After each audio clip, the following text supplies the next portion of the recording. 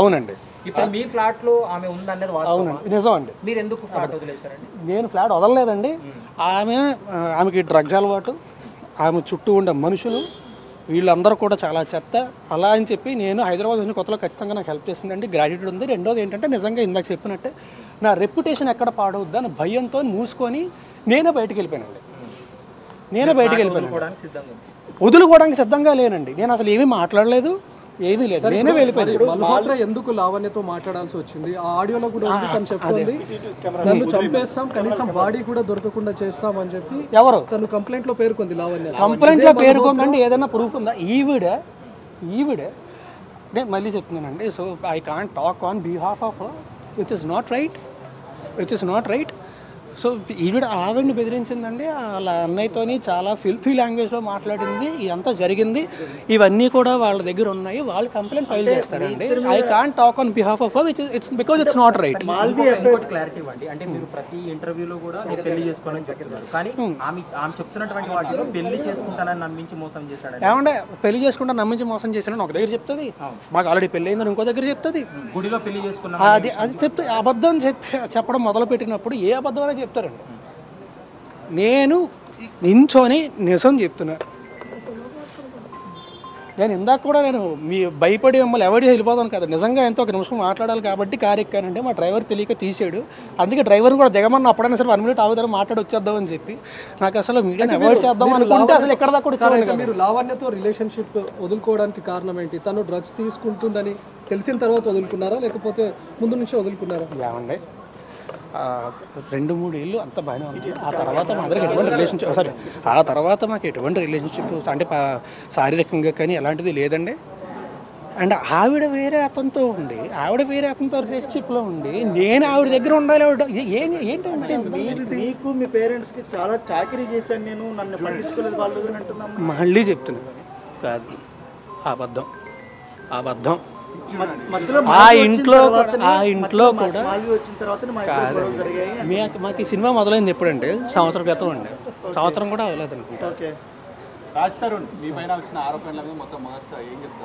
అదే చెప్తున్నానండి. మీరు అది గట్టిగా ఇది భయం వేసిందండి. సార్ లావణ్య ఎలా పరిచయం సార్ మీకు? ఎక్కడ పరిచయం? నాకు హైదరాబాద్ కాదండి, నాకు నిజంగా వైజాగ్లో ఉన్నప్పుడు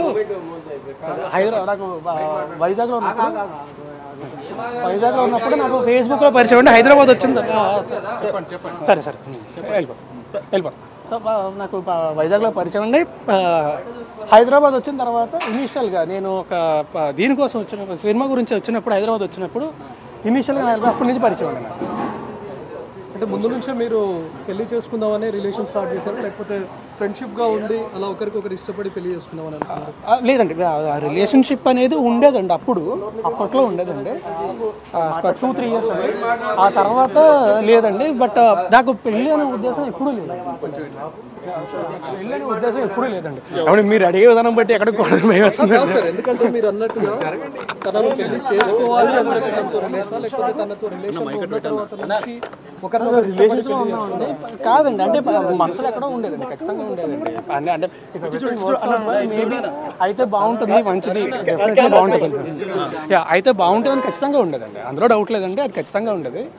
బట్ నేను ఎప్పుడు మాట ఇవ్వడం కానీ ఇప్పుడు పెళ్లి చేసుకొని ఎప్పుడు జరగలేదండి. అసలు నేను ఎప్పుడు మాట ఇవ్వడం కానీ ఎప్పుడు జరగలేదండి. నేను ఇప్పుడు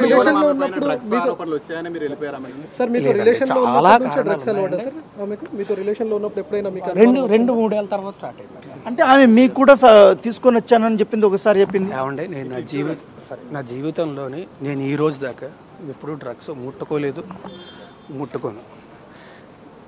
ఇది పచ్చి నిజం. కావాలంటే నా హెయిర్ ఇస్తా, నా బ్లడ్ ఇస్తా, అన్నీ ఇస్తా. ఇది కూడా మీరు అనుకోవచ్చు మేబీ 4 రోజుల తర్వాత ఇది అదే.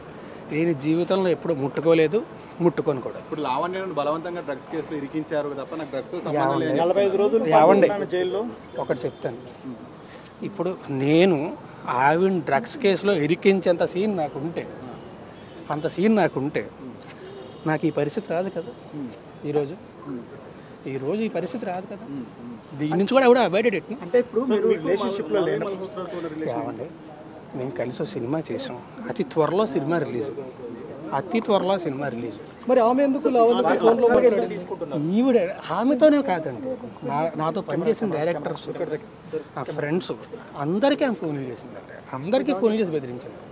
అండ్ మళ్ళీ ఇందాక చెప్పినట్టే I can't talk on behalf of her. వాళ్ళు కంప్లైంట్ ఫైల్ చేస్తారండి, నా సైడ్ నుంచి నేను ఫైల్ చేస్తాను. కంప్లైంట్ ఫైల్ చేసిన తర్వాత డీటెయిల్డ్గా మళ్ళీ నేనే ప్రెస్ మీట్ పెట్టి ఏం కంప్లైంట్ ఫైల్ చేశానని చెప్తాను. నేను ఇప్పుడు ఏం చెప్పానండి, కంప్లైంట్ ఫైల్ చేసిన తర్వాత మాట్లాడతాను. సార్ ఇప్పుడు లావణ్య ఎన్నో ఫోటోలు మీడియాకి రిలీజ్ చేసింది, దానిపైన మీరు ఏం చెప్తారా? అంటే అందులో మీ ఫ్యామిలీ మెంబర్స్ ఉన్నారు. అదే అండి, మీరు పెళ్లి చేసుకున్నాం అని చెప్పింది అంటున్నారు. ఇందాక మీరేం అడిగారు, పెళ్లి చేసుకుంటానని మాట ఇచ్చాడు అని చెప్పింది అని చెప్తున్నారు ఓకే అని చెప్తున్నారు. సో తను రకరకాలు చెప్తున్నప్పుడు నేనేం చేయగలను? అంటే ఇప్పుడు సంబంధం లేనప్పుడు మీ ఫ్లాట్ లో తనని ఇన్ని సంవత్సరాల పాటు ఏమండి, రెప్యుటేషన్ ఎక్కడ పాడవుతుంది, ఎందుకు రచ్చలు, ఎందుకు మనకి ప్రశాంతంగా ఉందాం అని మాత్రం భయపడి లేదండి. మీరు గుళ్ళో పెళ్లి చేసుకున్నారని చెప్తుంది. ఏమండి అదే అంటున్నా, మీతోని మేము పెళ్లి చేసుకుందాం అని చెప్పింది, దీంతోని పెళ్లి చేసుకుంటానని చెప్పి మోసం చేశాను అని చెప్తుంది. ఏది నిజం అండి? అంటే మీరు కలిసి గణపతి పూజ కూడా చేసేవాళ్ళు. ఏమండి కలిసి ఒక ఇంట్లో ఉన్నప్పుడు నేను ప్రతి సంవత్సరం కూడా నాకు అంటే గుళ్ళకి వెళ్ళి పూజలు చేసి అయిన అలవాటు, ప్రతి సంవత్సరం కూడా వినాయక చవితి రోజు ఖచ్చితంగా పూజ చేయడం అనేది నాకు అలవాటు. అంటే ఒక్క రోజు మాత్రం ఖచ్చితంగా చేస్తారు. గణపతి పూజ చేస్తారంటే పెళ్లి చేసుకుంటే చేస్తారు కదా? కాదండి, మీకు గణపతి పూజ పెళ్లి చేసి చేస్తారు.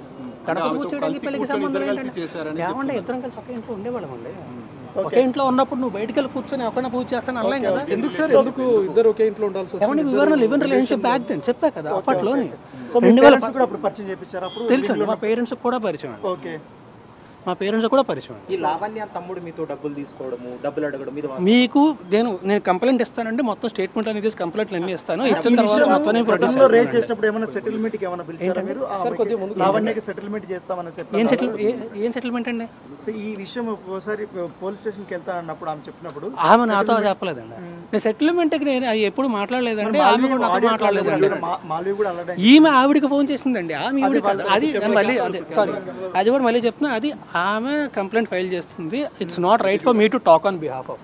11 ఏళ్ల రిలేషన్ లో ఏనాడు రాస్తారుని ఇబ్బంది పెట్టని లావణ్య ఈ రోజే ఎందుకు కంప్లైంట్ చేయడానికి వచ్చింది? ఈ రోజు ఏనాడు ఇబ్బంది పెట్టలేదు, ఏనాడు ఇబ్బంది పెట్టలేదు సార్. ఏనాడు ఫిర్యాదు చేయని లావణ్య 11 ఏళ్ల తర్వాత ఈ రోజు ఎందుకు పోలీసులను ఆశ్రయించాల్సి వచ్చింది? రాస్తారుని గురించి ఎన్నో విషయాలు ఎందుకు బయట పెట్టాల్సి వచ్చింది? ఎందుకంటే అండి నాకు తెలిసేయండి, నేను వీని కన్సల్టింగ్ లీగలీ బికాజ్ నా చుట్టుపక్కల ఉన్న వాళ్ళందరినీ ఆమె ఫోన్ చేసి ఇబ్బంది పెడుతుందని చెప్పి నేను లీగల్గా కన్సల్ట్ చేస్తున్నానండి. కన్సల్ట్ చేస్తున్న విషయం తనకు తెలిసి ఉంటుంది, నాకంటే ముందే తను స్టెప్ తీసుకుందాం అని చెప్పి తనకి ఏవండి ఇప్పుడు స్టార్ట్ అయితేనే ఇవన్నీ జరిగాయని తన వర్షన్. ఆమె ఏదన్నా చెప్తుంది. సార్ చివరిగా మీరు ఎప్పుడు కలిసారు సార్ లావణ్య? ఏళ్ళు కాదండి, మంత్స్ అయిందండి. అప్పటి వరకు